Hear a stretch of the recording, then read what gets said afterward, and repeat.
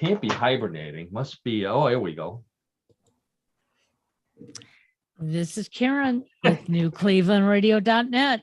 And I don't want to confuse you all. I know it's Monday, but we took off last week because I had some personal things to do.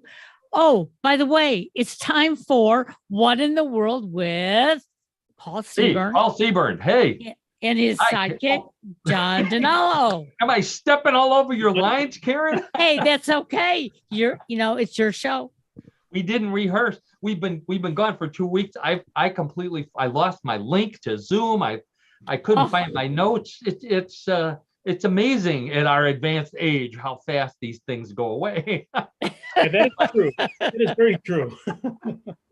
So hello, Karen Hale. Hello, John DiNallo. Welcome to everybody in the podcast land too. What in the world? Everybody's favorite weird news show, real news, sometimes strange, always funny. That's our motto. And we try to live up to it every week. We try to give you a little corner of the internet where you can go and hide from all the bad news, the business news, the war news, the religion, you name it, all that bad stuff. We don't talk about that at all.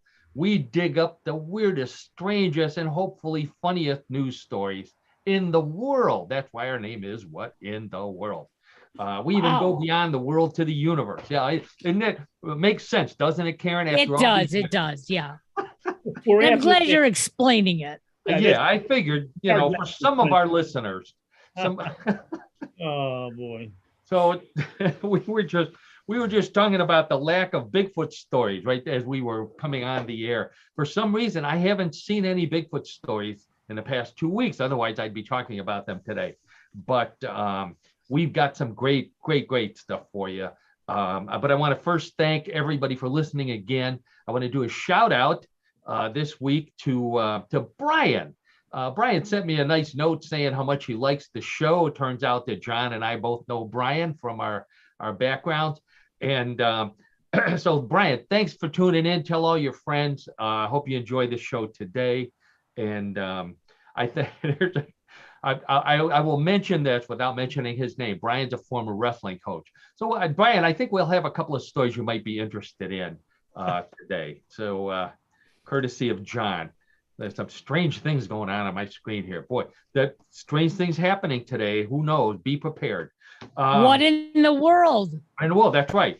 So what in the world are we gonna? Let's get right to the show, and maybe I can chase all the gremlins out of my system here. So what are we talking about? Oh, a lot of food stuff today.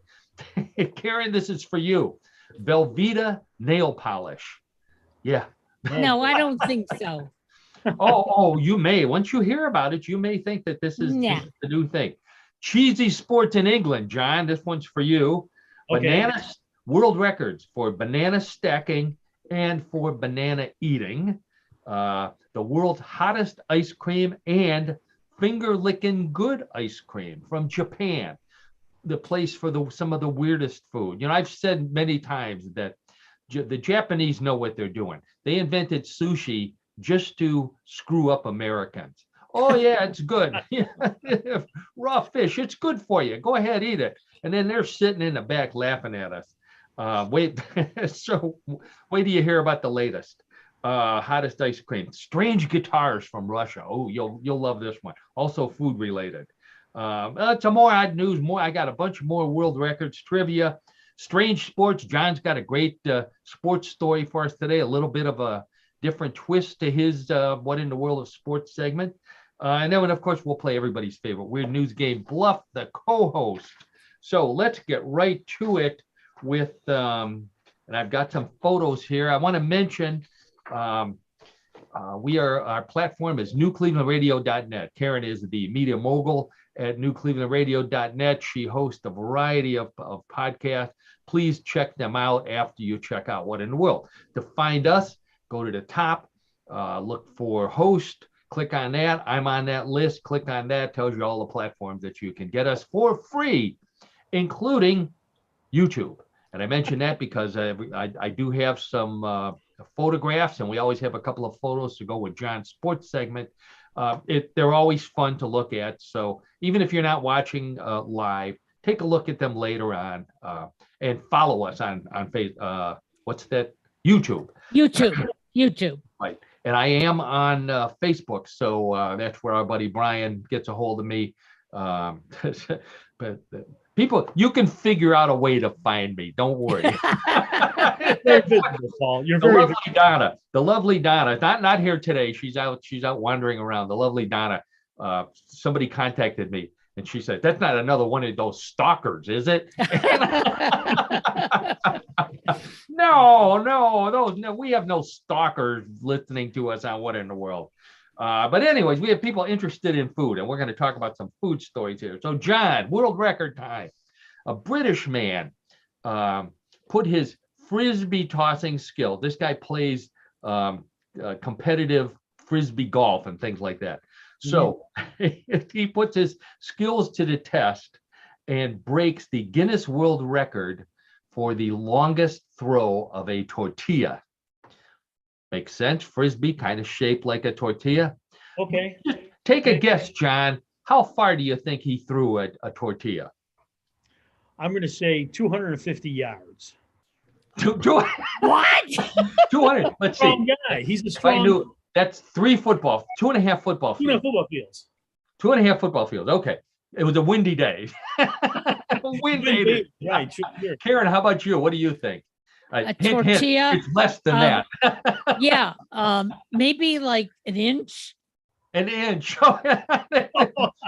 This is like what's that show with Drew Carey? The Price is Right. Yeah. Too high or too low? His throw is about right in the middle between the two of you. The world record tortilla throw set by Oliver Miles in England is 90 feet 11 inches. 90 and you know what? This is how does a tortilla fly that far? It's like dense. Like a frisbee. I thought maybe he did it like a discus. But if you look up world record tortilla throw, you will see a video of Oliver Miles flinging it like a tortilla. And the Guinness people were there, because this is one of their big time records. You know what Guinness does after you set a record for the longest tortilla throw? They ring the Taco Bell. For the next one. No, They ring the Taco Bell. If it's 90 feet, it's like what, 30 yards, basically?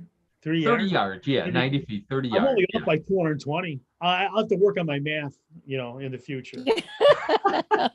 Math, physics, throw all those subjects in there. Chemistry, put some chemistry in there. Sure. You history majors didn't do that well in math, I guess. No. You're focused in the other area. And this is interesting. He did it at his they don't call it high school in England, but whatever the equivalent of high school is, he went back to that school and did it in the auditorium. So they made a big deal out of it. Kind of cool story. Look him up. Okay, so here's another one for you, John, from England. For the first time since 2019, and this is your story. The Coopers Hill Cheese Rolling Gloucester Championship was held. And get a load of this, an American woman won the women's competition for the first time. Yeah, in century. We did this story, a while ago. Yeah. Sure. Centuries. They've been. For those of you who don't remember the story, the Gloucester cheese rolling competition. They take a 7-inch, I believe, not a real big 7-pound wheel of Gloucester cheese. I think it's a cheddarish kind of thing. Mm-hmm. And they go to the top of Gloucester Hill and they fling it. And then all these crazy people, not inebriated, we hope, stumble and roll and fall down the hill chasing after the wheel. And whoever gets it at the bottom gets to keep it. That's the prize. If I'm not mistaken, right, John? I don't believe there's any money involved. No, it's the drinking afterwards is the prize, So, so just to tell you how big of a deal this is in Gloucester, at Coopers Hill, Sports Illustrated was there. Sports Illustrated covered it. So really? Maybe Sports Illustrated has gone downhill. I don't know. I haven't subscribed to it. And John, are you a subscriber anymore? I still subscribe to Sports Illustrated, but it's only published. It's electronically, but it's also published in written form only once a month. Years ago, Sports Illustrated was a weekly publication. Right. That's right. Yeah. Now it's only published in print form on a monthly basis. Okay, so you can still get the swimsuit edition, I guess. Oh, of course. I didn't get that yet this year. Much to my chagrin, but I'm sure. And they have different versions now. Based on locale. Oh yeah. Oh, really? Swimsuit issue. There's like various swimsuit issues based on where you live. So. So obviously for many years their most popular issue. Well, so anyways, so watch next month. They'll be covering the Gloucester cheese rolling. The woman who won, Abby Lampy is her name. She's a recent graduate, 21 years old, of North Carolina State University, NC State. John, do you remember what's the mascot of NC State? It's the Wolf Pack. The Wolf Pack, very good. So a Wolf Pack member actually trained for this. She found a hill. It's unbelievable. This is an unbelievable story. I know, that's how big this is. She said she went to Dorothea Dix Park, and I believe Dorothea Dix may have been one of the founders of North Carolina State, one of the big contributors. She was a significant figure in history, a very prominent woman. I think not just with education, but politics as well too. And I think she was an author, if I'm not mistaken. She is an author. Very good. That's right. She is an author. Never wrote about cheese rolling, but so she says, so I go to the park in Raleigh, Dorothea Dix Park, and I rolled down some hills trying to figure out the best way to roll down a hill, because that's what you do. No one is left standing after more than 5 feet, according to the videos that I watched. So get her loaded up. So she does her interview with Sports Illustrated. She says, I didn't finish the race completely unscathed. I have a few bruises on my left leg, some scratches, and possibly some burnt blood vessels in my hand. They're very minor injuries, so I can still walk and talk. What price glory? Wow. So I can still walk and talk, but it was very muddy, so I had mud in my teeth. Actually, I also think I chipped a bit of a tooth. Oh, wow. Jeez. The Gloucester cheese roll. I don't even have any jokes for that. That was just so funny. The joke is in the story itself. Oh my goodness, that was just I couldn't. I thought this is alley. Okay, and speaking of right up our alley, here's another one. This one comes from Thailand. Oh, it's another food story. So there's a farming community in Lampang, Thailand. I don't know where in the beautiful country of Thailand that is, but it's a farming. They raise a lot of chicken, and the climate change obviously has been affecting the chicken business and the chicken feed business. So to save money on antibiotics, instead of buying antibiotics, they've been feeding their chickens marijuana. And they claim that the marijuana feed has improved the quality of both the chicken meat and the eggs. Now, one problem, of course. The roosters now start each day by crowing cock-a-doodle dude. Wait, where's the whole? Yeah. Bigfoot says. Okay. Yeah, Bigfoot. I need to get a new battery for Bigfoot. So KFC is into this. As soon I looked it up, and KFC is already into this. They are feeding their chickens marijuana as well, and you can tell because you eat a piece of KFC. What do you want to do? You want to eat another piece of KFC. They're building the munchies into every piece of KFC chicken. It's almost like a potato chip, Paul, huh? It's almost like a potato. Who knows, John? Who knows? They may be genetically splicing marijuana with potato chips and doing the same thing. I get suspicious with these kinds of things. And it affected their chicken. Now they said that the Rhode Island Reds now look more like Panama Reds. Okay, so so for you kids out there, Panama Red was a strain of marijuana back in the 70s. So I hear. Very practical So I hear, experience. I understand. Right. That's correct. It's now it's still remotely available. They call it old school cannabis now, or cannabis classic, and originated in Panama, obviously. It rose to start. It was a popular strain in the 60s, cost more than the regular marijuana because its effects bordered on being psychedelic. So there's a couple of songs named after Panama Red. One famous one that I won't sing it, although I have a couple of friends in Texas who beg me all the time, oh, you should sing on this show. I know why they're begging. I'm not going to do it. Panama Red, he'll steal your woman, then he'll rob your head. Panama Red, Panama Red. John, I know you weren't into that sort of music. That was by the New Riders of the Purple Sage, 1973. Ooh. Remember them, Karen? I remember them.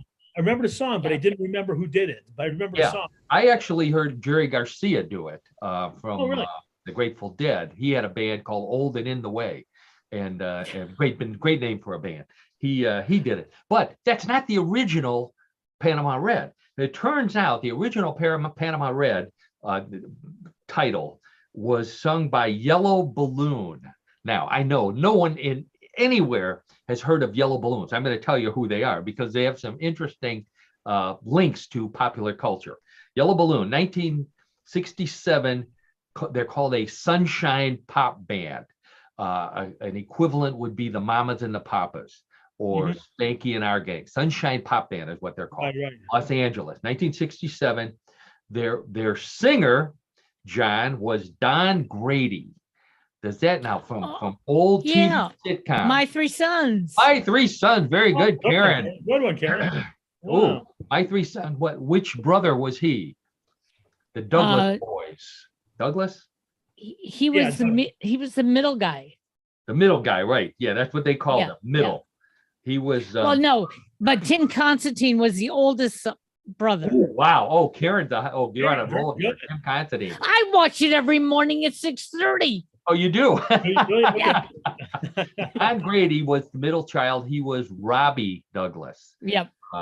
Got his start, by the way, on the Mouseketeers. He was on with Annette Funicello and some of the other more famous Mouseketeers. He was a lead singer in the Yellow Balloon. Another member of the lead of the Yellow Balloon was a guy by the name of Daryl Dragon. Other trivia. Let's see how you know pop music from the 70s. That would be also sunshine music. He sang with his wife. It was a male and female duo.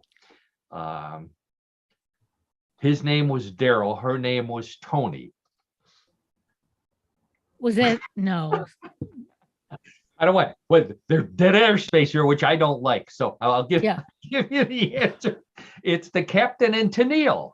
I was going to say that. Yeah. Tony Tennille, yes. They didn't say it. Wow. Yeah. Tony Tennille. So this little obscure band, the Yellow Balloon, spawned Robbie Douglas and Don Grady, and also the Captain and Tennille. So interesting little bit, all coming from a story about what were we talking about originally? Panama Red. Panama, I think I have some in my head. What do you think it means, John and Karen? If he'll steal your woman, that part I get, but then he'll rob your head. Is that a drug reference? I'm going to say it is. I'm going to say it is. Yep. Yeah, I think so too. Okay. All right. Well, now I want to get to the stuff, and I've got some photos here. I want to get to the story that I know Karen has been waiting for. Velveeta. Velveeta is coming out with a nail polish. And while I want to get the photo up here while I talk about it here, so everybody knows what Velveeta is. Hi, can everybody see that? There we go. Velveeta cheese. Yuck. Or cheese product, whatever it might be called. So they want to help you get ready for this, quote unquote, live your biggest, boldest life. And the way you do that, according to Velveeta, is to decorate your nails with Velveeta cheese nail polish. It's called Velveeta's Pinkies Out Polish. So that's what you're supposed to do when you wear Velveeta. So the for those of you that don't have aren't looking at us on YouTube, the nail polish itself is yellow like Velveeta cheese, but it comes with some red as well. So the yellow shows up on your red nails. Not only does it look like cheese, it's the first nail polish to smell like cheese. Oh. Yes, smells like Velveeta cheese, which, that beats Velveeta cheese beats the smell of nail polish, although not by much. And it also. But nail polish doesn't smell once it's dry. Okay, but it does smell when you open the bottle and you put it on. Mine don't. No? Okay, No, well, you must buy not the anymore. expensive stuff. Okay. Well, you for those who chew their nails, it also beats it beats the taste of Velveeta, but not by much either. So this reminded me of a Abbott and Costello routine. So a woman orders her Velveeta nail polish from Velveeta, and she goes to pick it up. They deliver it to the local nail salon. So she orders some fake nails polished with her Velveeta nail polish, and then they're going to put them on. So she comes into the nail shop and she says, I came to pick up my nails. And she sees something on the counter and she says, what are these? And the clerk says, oh, those are nacho nails. And she says, well, then which ones are mine? And the clerk says, those. And the lady says, you told me those are nacho nails. And the clerk says, that's right. And and then it goes on and on. It's you're eventually someone says, who's on first? Yeah. Yeah, right. Who's on first? Third base. I don't know if you describe this story as being just weird or being strange. Boy, that's a good question. We should do once a week. We should do a pick a story and decide if it's weird or strange. I want to say it's strange because it deals with food and nail polish, which are real things.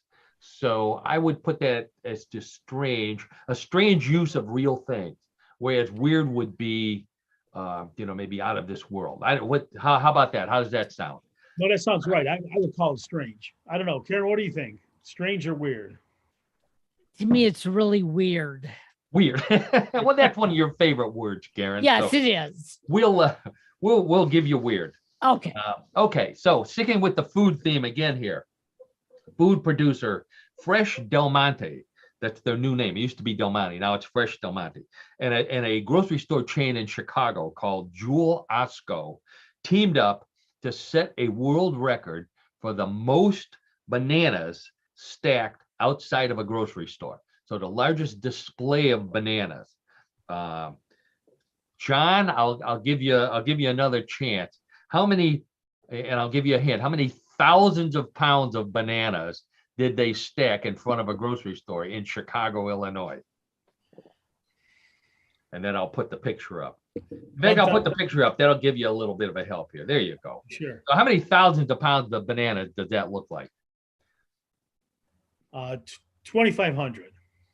2,500,000 pounds? So no, 100,000. No. 2,500 pounds. Okay. This looks like a stadium. This looks like a high school football stadium. Really? With all the bleachers filled with bananas. Actually, that's 77,365 pounds of bananas, which is another song, by the way, which was 30,000 pounds of bananas by Harry Chapin. Anyways, so they thought they broke the record. Again, the Guinness people were there. They thought they broke the record. Another store claimed to also have broken the banana record, and they sued them, but Jewel Osco won on appeal. Oh. All right. Okay. All right. Bigfoot's having trouble today. Needs some help. Just reporting the fact. I need to get big. So that not the only banana record set this week. I'll give you another guess. This man, and I don't have a picture of him. I wish I had a video. He set the world record for peeling and eating a banana without using his hands. And it's worth it to Google that just to watch him do it. Peel. So, John, how long would it take you to peel and eat a banana without using your hands? Or would you just yell for your lovely wife to do it for you? Well, yeah, I think that's what I would do. I would opt out that way. I'm kind of ducking the responsibility, Paul. So there you go. There you go. No hands, world record, 37 seconds. It's amazing. It's amazing. You know, obviously you have to bite into it, and then he uses his tongue in ways that that are not suitable for our show. And finally eats the banana, 37 seconds. Not that long. Most bananas peeled and eaten in 1 minute. Now that's a little more normal. You could use your hands in this one. That record was set. I don't have his name. 8 bananas, world record. Yeah, wow. That's amazing. He did not look well after he did. I can imagine. Yeah, that's a lot of banana. That's a lot of starch. A lot of whatever else is in bananas. Protein. Potassium's in bananas. Right. There you go. Okay. First, so this story comes from Pennsylvania. I think I'm gonna bring the photo down here. This story comes from Elizabethtown, Pennsylvania, from the Mars Wrigley factory. I didn't know this, that Mars and Wrigley have merged. Speaking of Chicago, that Wrigley was a big Chicago company. So two workers at the Mars Wrigley factory in Elizabethtown, Pennsylvania, had to be rescued by the local fire department after they fell into a vat of chocolate while making M&Ms. This is why every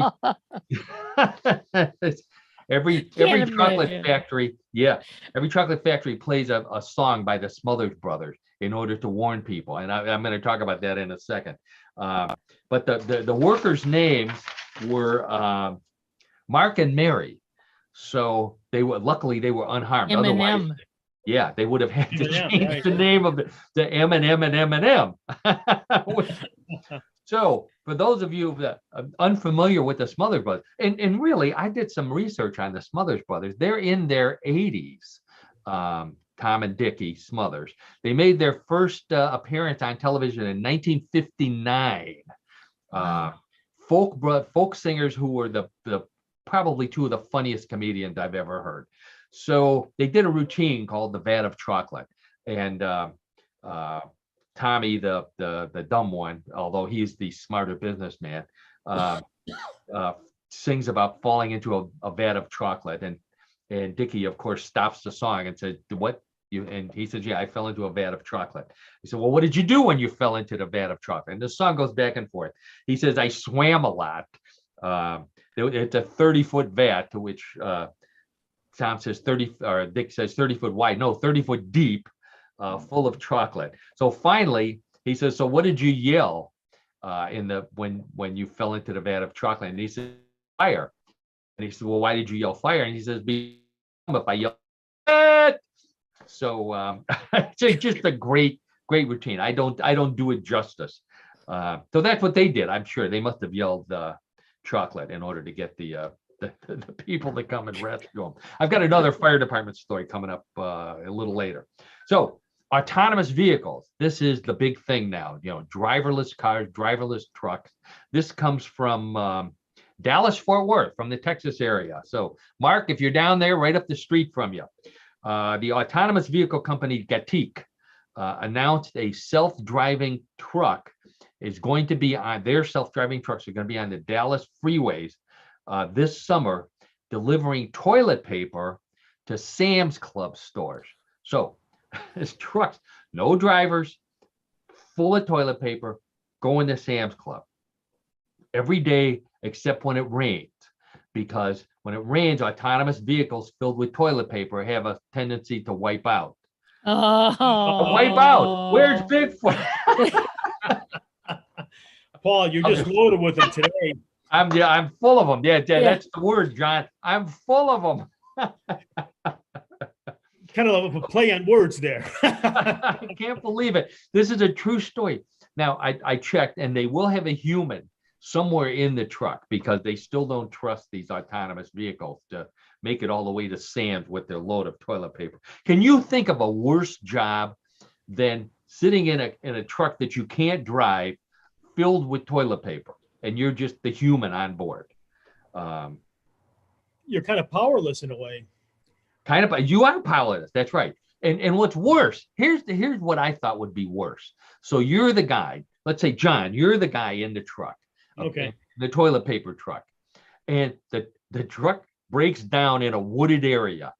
So you're there all by yourself, obviously, because there's no other driver. So what happens is some bears come out of the woods.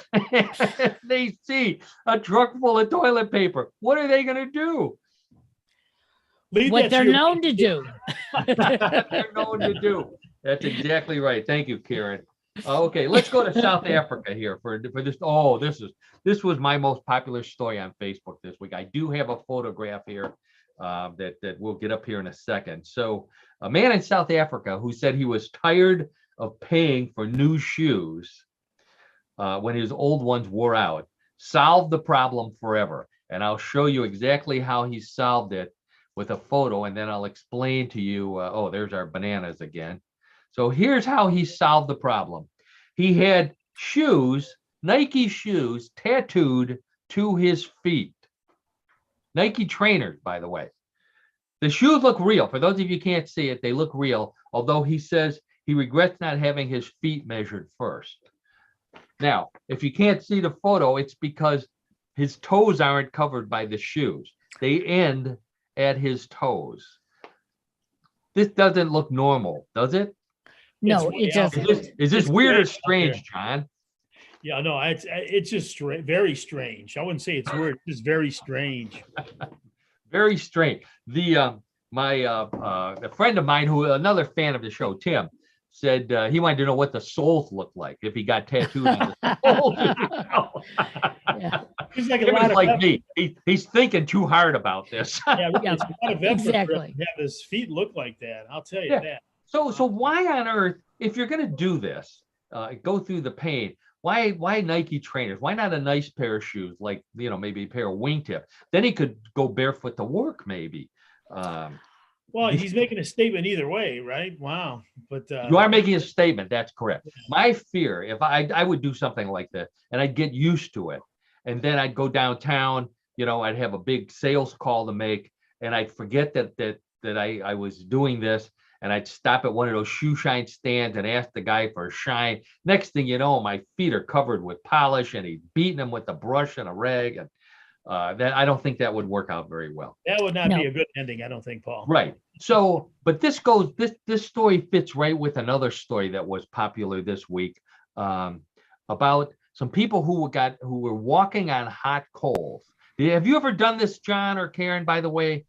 Have not, will not. It's a big team building thing. Thank goodness I was out of business before they started doing that.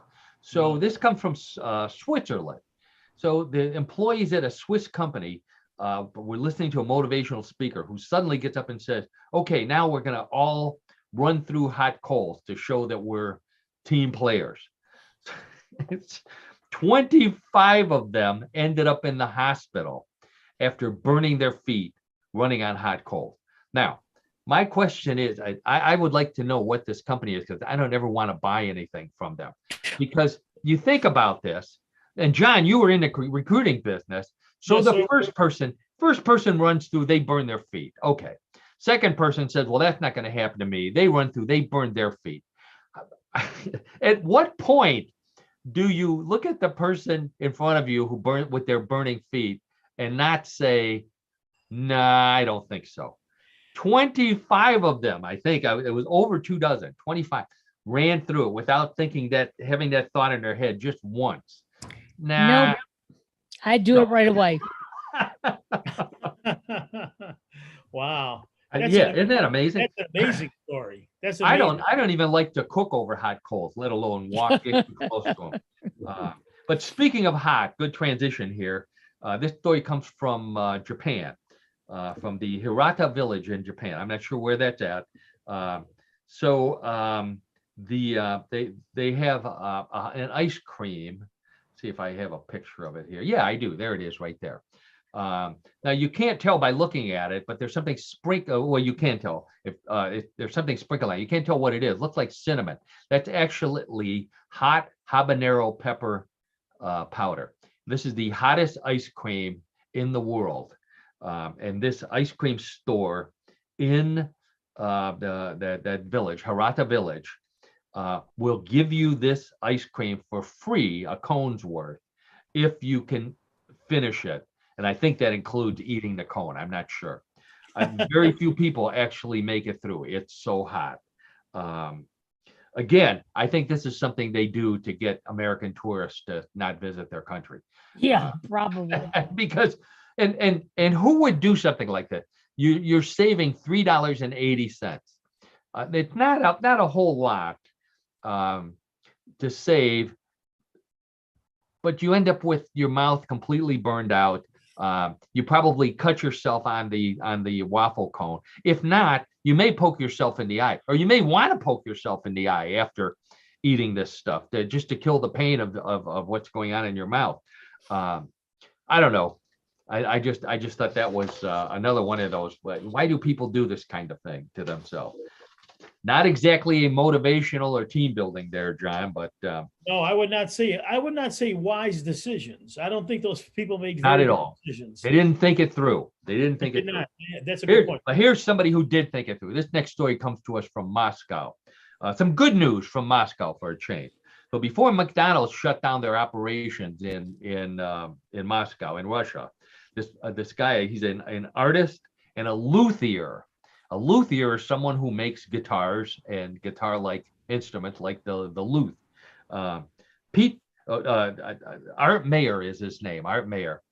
He made a working electric guitar, and I'm going to put a picture up here, out of French fries. Whoa. Yeah, working guitar. Looks like a Gibson or a Fender. He made the frame out of like chicken wire, and then he filled it with McDonald's French fries and put some sort of wax or bondage to it in order to solidify them. And it's actually playable. And according to the story, it sounds pretty good. Well, but good. It's made with McDonald's French fries. Pete Townsend from The Who was one of the first people to order one. He said he wants to smash it on a stage covered with ketchup. That sounds like Pete Townsend would say that. It does. He was, yeah, for you kids out there, Pete Townsend's a guitarist of The Who, and he used to smash. In fact, to bring that last story into play, he got into trouble for smashing his guitar on the Smothers Brothers Comedy Hour back in 1967 or 68, because, and it wasn't Pete's fault, the drummer, Keith Moon, wanted it to be a really good smashing. So he hired somebody to put an explosive in the guitar. So just a small explosive. But I mean, I think that's an oxymoron, because I think any explosive is dangerous. And what happened was something set the explosive off before Pete was able to smash it. So then there was all kind of confusion. And I don't know if they ever showed the episode after that first time. I don't know if they did either, but that's a well-known story, though. Yeah, it is.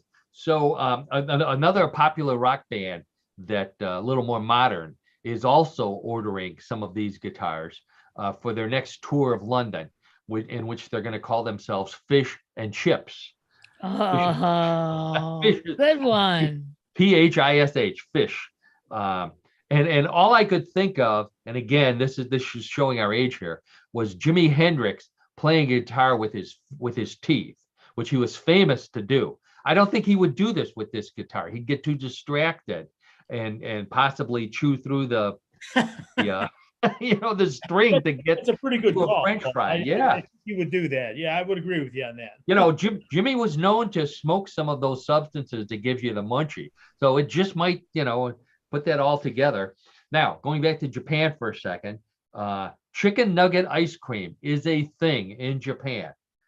Believe it or not, Oh, there's the guy building the guitar right there. So there you can see the chicken wire frame. All of his looks like he has about six orders of French fries waiting to go in, and he's already got quite a few in there. So a lot of that cost him a small fortune in rubles, I would imagine. I don't know what he's going to make them. Oh, luckily for him, McDonald's opened up again under some new name. I don't even. I'm not even going to attempt to. I don't want to talk about Russia anymore. So let's get right to the next story here. Oh, that's not here. That's not. Well, I guess I don't have any pictures of the chicken. So, Chicken McNugget ice cream made by A Chino is the name of the company in Japan. Famous ice cream maker in. Oh no, it's in Taiwan, not in Japan.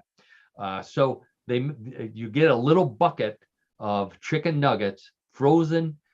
Pieces that look like little chicken legs covered with finely crushed cornflakes and cheese powder, so that what the outer taste of it tastes like a chicken nugget, and then inside of it tastes like ice cream, which you probably get it at KFC but not at McDonald's because the ice cream machine's always broken.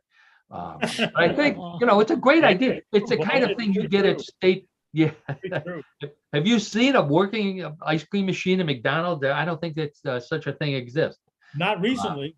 Not recently. But this sounds like the perfect state fair kind of food in the United States. There's always weird food at state fairs, and that's definitely the kind of thing that you would find. So, and if you were going to fry it, you'd probably fry it in olive oil, which is a great segue to our next story.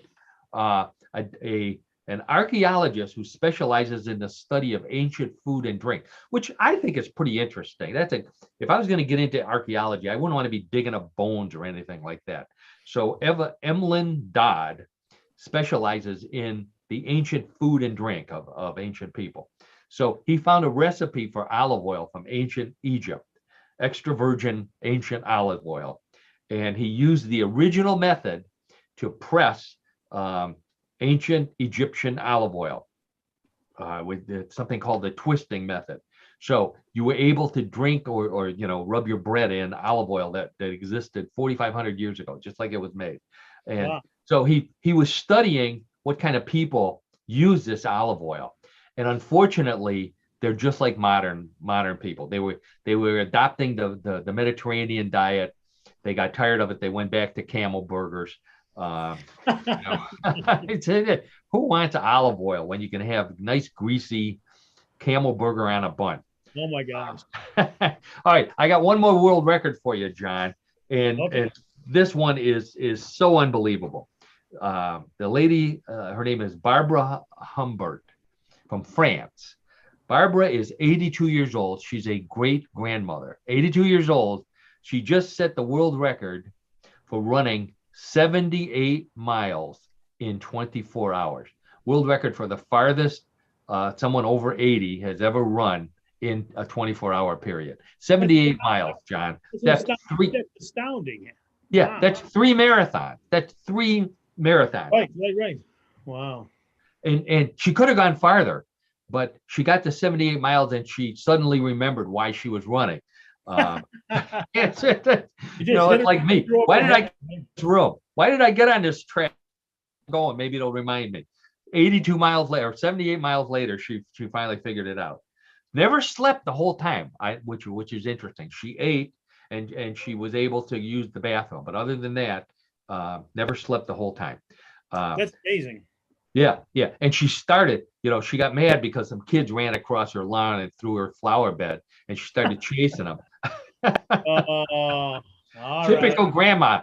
She ran the equivalent of 3 marathons, so she wanted 3 T-shirts because she was going to give them to her grandkids. Mm-hmm. I thought it was just one of those unbelievable. 82 years old. Wow. So I think we're going to go right over to sports here, since that's a good sport segue. So I mentioned our friend Brian, if he's listening, might be interested in this story. Normally in What in the World of Sport, I ask John, once a week to find us a weird sport that fits with the theme of What in the World. Something weird, something strange, something that we've never heard of, something that we might be able to participate in. And normally that's what we do. But John had a different idea this week. He found a story, ancient sports history, but very, very interesting. And for Brian, it has to do with wrestling. So I'm going to turn it over to you, John, and I'm going to get ready to bring up some pictures for you. So take it away. Oh, thanks, Paul. Thanks for the introduction.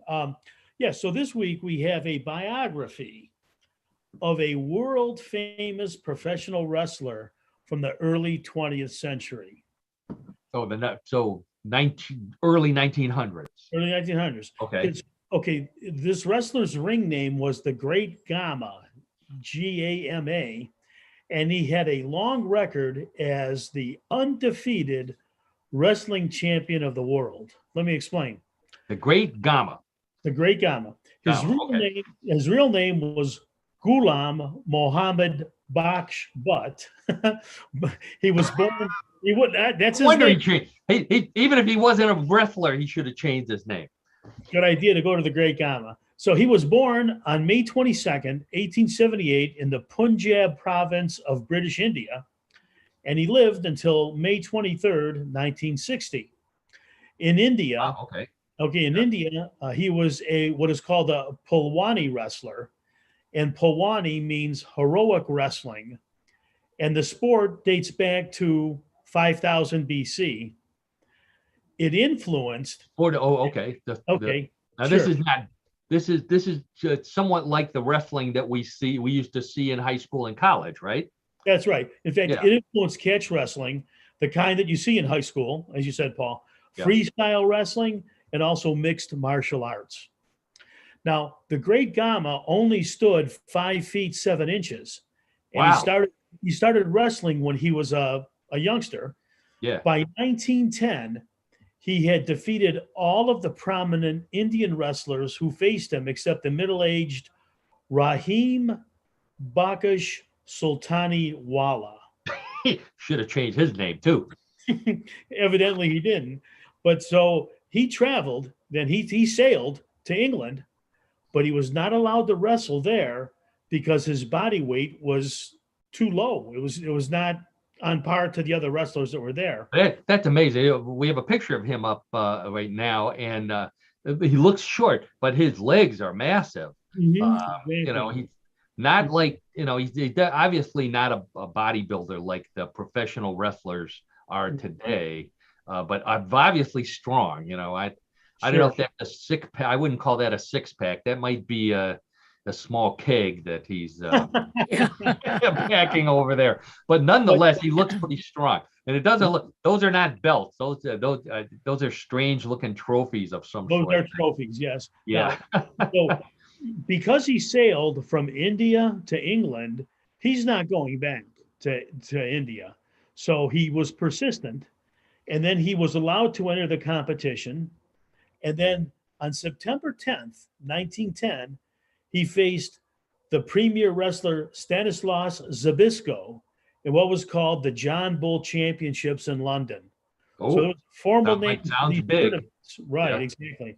So in the finals, Gama took down Zbyszko and remained in that position, get this, for the remaining 2 hours and 35 minutes of the match. Wow. And that match then was How ruled how did they stay awake? For that length of time? Yeah. These are amazing statistics associated with this story. Here's here's basically what John is talking about here. This is not the Great Gama, obviously, but it's one wrestler pinning the other one, which normally today, right, John, is it 3 seconds? The referee bangs. It would result in a pin, exactly. And it's over. Yeah. Right. Pro wrestling, it's 10 seconds or till you throw them off. Right. 2 hours. Wow. Yeah, 2 hours and 35 minutes. But unbelievable. So because it ended in a draw, they scheduled another match a week later, but Zbyszko failed to show up. And as a result, Gama won the John Bull belt by default. He was awarded a version of the World Heavyweight Championship for the first time on October 15, 1910. But just like that, he comes to England and he's immediately the world champion. couple of matches, defeats everybody. He's the world champ. That's amazing. Now here's the 5 feet 7 inches tall. Yes, here's the most amazing statistic associated with this story. Believe it or not, he was undefeated in a career that spanned more than 52 years. So he actually wrestled competitively for 52 years. And this is my information, my research. During that time, he won over 5,000 matches. 5,000. Right. So over 50 years, that's 100. I mean, that's still 100 matches a year. Wow. Yeah, exactly. On average. Exactly. One every 3 days. Yes. And he's wrestling the likes of Benjamin Doc Roller of the U.S., Maurice Duriaz of Switzerland, and Jesse Peterson from Sweden. Now, I'm assuming these are big time wrestlers back. These are big time wrestling names from that era. But when Gama turned 48 years old, he was named the Great Wrestler of India. And after the partition of India in 1947, Gama then moved to Pakistan and he eventually retired in Pakistan in 1952. Wow. Now, actor and martial arts champion Bruce Lee was an avid follower of Gama's training routine. And somehow Gama found the time to have 9 children. Another reason he was great. Wow. And his granddaughter married a former prime minister of Pakistan. Over 60 years after his death, the wrestling world still remembers the great Gama. He was inducted into the Professional Wrestling Hall of Fame and Museum in 2015 and the International Professional Wrestling Hall of Fame in 2021. So don't over 100 years after he was wrestling, he's still exactly. Wow. And this wrestling is true wrestling in terms of competition, not what you think of 3W. I mean, the World Wrestling Federation and WWF or whatever. This is actual competitive wrestling. Now, here's one last reason why the great Gama was a great wrestler. He went undefeated for decades, and he never had to hit his opponent with a folding chair or use some other type of foreign object that we're all familiar with. And actually, pull anything out of his tights and right, which for all our younger viewers and listeners, back in the 70s and 80s, that was a common occurrence. You don't see that too much in the WWF now. That's true. You don't see the razor blades that they would, bring out. Thank God. Brass knuckles, rolls of nickels. Yeah. Yeah. I mean, all those things that if you younger listeners and viewers want to find out more about it, look it up on Wikipedia. It's an interesting story. Yeah. He's wrestling on a beach over here in sand. I mean, this is two scary looking guys, by the way. It's a very challenging and very taxing sport. I mean, what these people were doing. I mean, really, it was a lot of physical effort, and obviously involved strategy as well. So you have to commend them for that. That's right. Yeah. Well, that's an interesting choice of stories, John. The Great Gama. Thanks, Paul.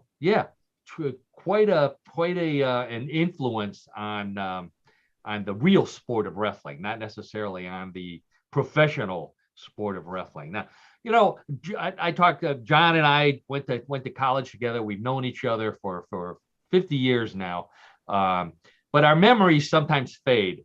And both of us were involved with sports. But John, I don't know, do you remember when we wrestled in college? You have any pictures of that? To refresh your memory, I actually do. Oh, good.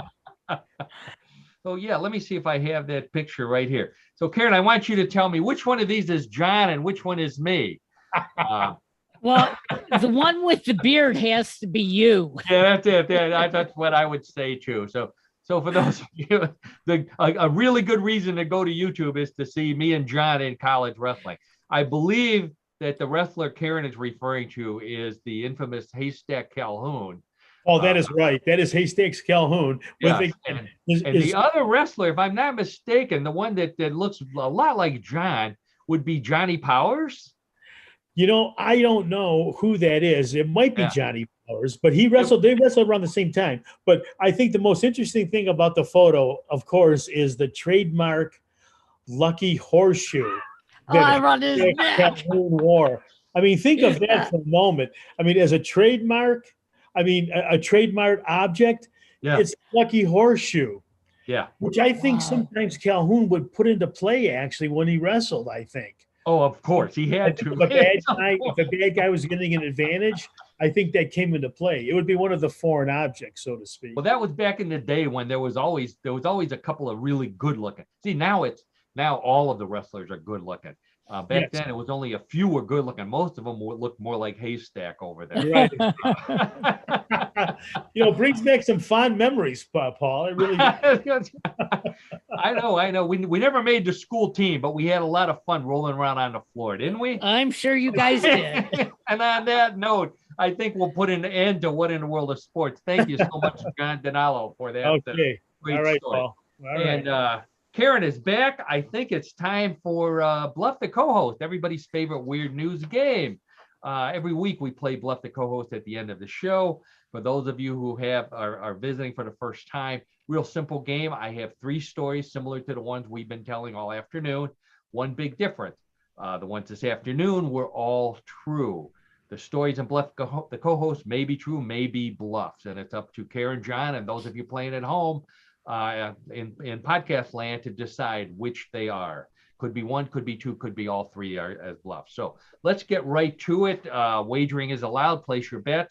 John and Karen, hands on your buzzers. Let's get right to Bluff the Co-host story number 1. The fire department in a suburb of San Francisco, California, has been named the top cat rescuing fire department in the United States after rescuing 36 cats successfully in a 1-year period. The cats were stuck in trees, on roofs, in sewers, and everywhere cats get stuck and can't get down or out of. But the suburban fire department was able to rescue every single one of them. How? Their secret weapon, a firefighter who does cat impressions. The 10-year veteran of the force doesn't even own a cat, but he discovered his talent out of frustration on one call. Now he rescues more cats than people, and his station's fire truck is equipped with a special cat squealing siren for when they go on those calls. He's now recording a YouTube video so other firefighters can learn how to do his cat impressions. All right, so the firefighter in California who has helped his department win the top cat rescuing fire department in the world or in the United States title. What do you say, Karen? Because he does impression. Real or bluff? I really want this to be a bluff, but I believe it's true. Oh, okay. It just sounds weird enough to be true. Okay. Nice weird feel-good story. Yeah. Okay. All right. Cool. Karen says it's true. John, how about you? I agree with Karen on this, and I think it is more weird than strange, but it is so weird and so outlandish that I think it is true, and I could see this happening. Could see it happening. Okay, so John says it's true. Karen says it's true. Nobody says it's a bluff. Let's check with the judges, and the judges say, "Sorry, that's a bluff." Oh. Well, if nothing else, maybe this can be like the genesis or the origin of another person trying to do this. That's a firefighter. That's right. Sure, maybe it'll work. There you go. Instead of all that bodybuilding they do, so they get into those calendars, they should learn how to do cat impressions.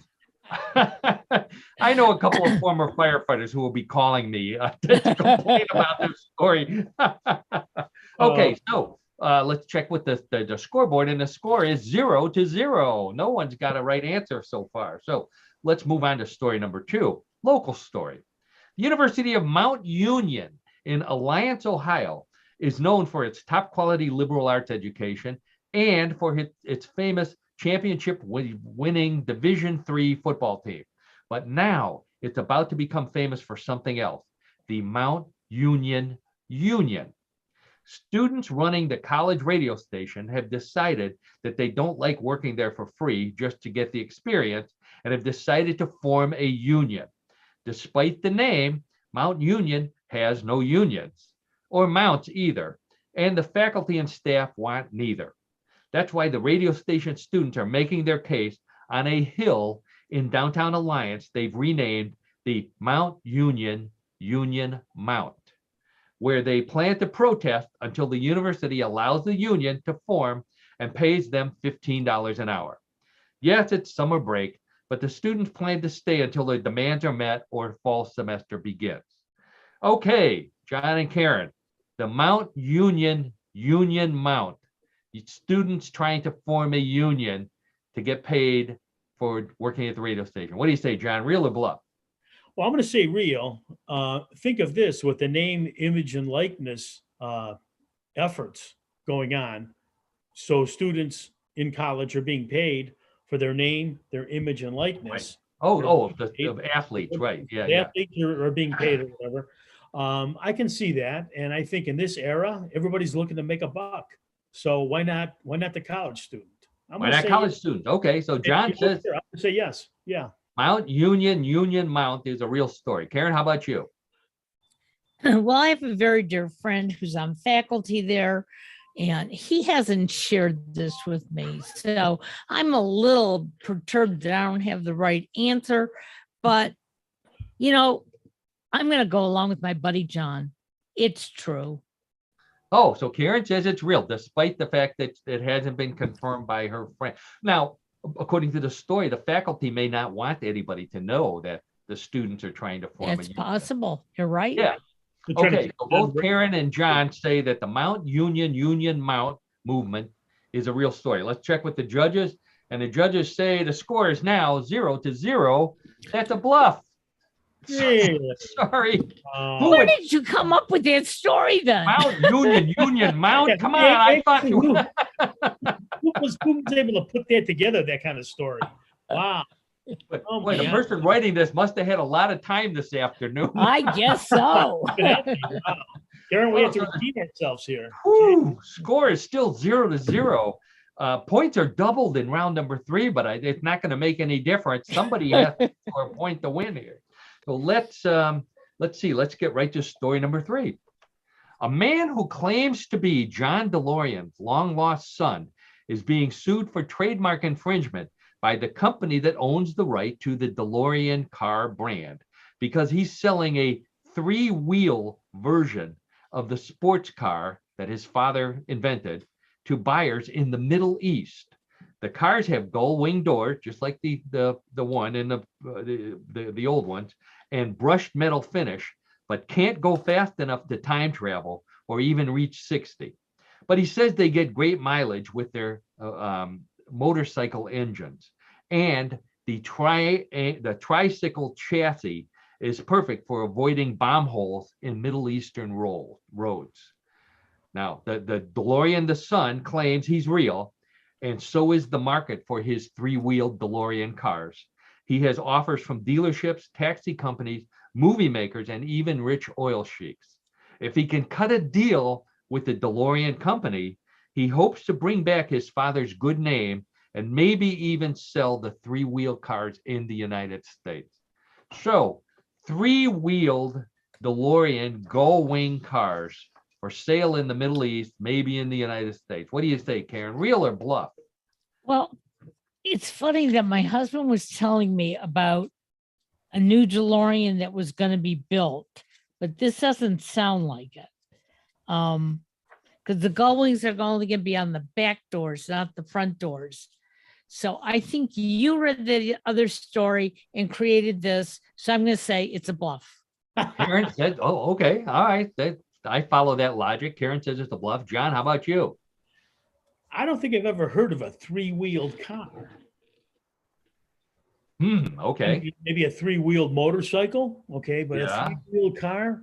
I'm going to say it's a bluff. John says it's a bluff. Karen says it's a bluff. Am I correct? Yes. Okay.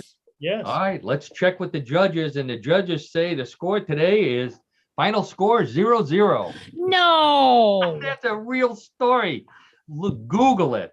3-wheeled DeLorean. 3-wheeled DeLorean? 3-wheeled DeLorean. Yeah. So when my husband told me the story, he said the gull wings were on the back for the back doors.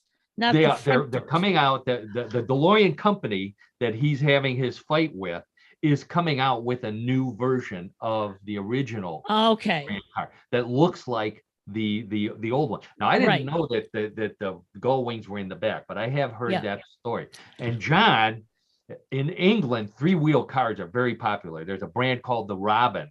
Oh, really? Okay. If you watch Mr. Bean. Oh, I know Mr. Bean. I know that. Well, if you remember Mr. Bean drove a Mini, and he was always being followed by a three-wheeled Robin. Okay. I'll Google that. I'll look that up. Yeah. Now this is, I know too much about three-wheel cars, obviously. This has the two wheels in the back and the single wheel in the front, which I think are more stable. But there's others that have the two wheels in the front and the single wheel in the back. And you see motorcycles laid out like that too in the United States. Sure. But he's actually, this is amazing. He actually has buyers in Afghanistan of all places and some other Middle Eastern country. And so he's got buyers. He just needs to get permission from DeLorean. And he claims he's got proof that he's actually John DeLorean's long lost, illegitimate, whatever you want to call him, son. So Google it. It's a goofy looking car. It looks, if you squint at it, it looks looks like a small DeLorean, but like a homemade DeLorean, but it's actually it's a real thing. So I think that brings us to the end of What in the World. I'm sure John is glad that Bluff the co-host is over for the week. Yes, I am. I am. Karen is also. Yeah. I don't know. Over 3. I'll try to, just have amnesia about this one, and then just come back next week, Karen. Next week we'll have to come back and get back. Back here. There you go. Okay. Absolutely. All right. Good deal. That Right. sounds like a good plan. So it's the end of What in the World. I want to thank all of our listeners and viewers out there in the podcast land. Thank you so much for joining us. As I did a couple of shout outs today, and if you're interested in getting a shout out, please find me on Facebook, find us on YouTube, send us a message. If you tune in live, you can send Karen a message live, and we'll find out about it live. Please do tell your friends, tell your neighbors. We like to have more people listening to What in the World. I want to thank my old friend John DiNallo. Thanks again for being a good sport and for being good at sports. You're both, and it's always fun to have you on the show. So thank you. You're very welcome, Paul, and also Karen, very welcome as well. Thank you. Thanks. All right, and Karen, as always, media mogul at newclevelandradio.net. Everybody go there. Check out all of Karen's podcasts, including What in the World. Like them, follow them, do all that good stuff, and keep us in business. And I think on that note, it's a beautiful day. We missed Father's Day, so happy belated Father's Day to all the fathers out there. Happy Father's Day. Sure. I think we'll be back on Tuesdays next week, Karen. Our plan is to be back Tuesday. So, all these days off I've been taking, costing me a lot of money. I'm sure. Well, I want to thank all of our podcast. I want to thank all of our podcast listeners for finding us no matter what day we're on. So thank you for doing that. And on that note, we'll see everybody next week. Talk to you later. Bye. Bye.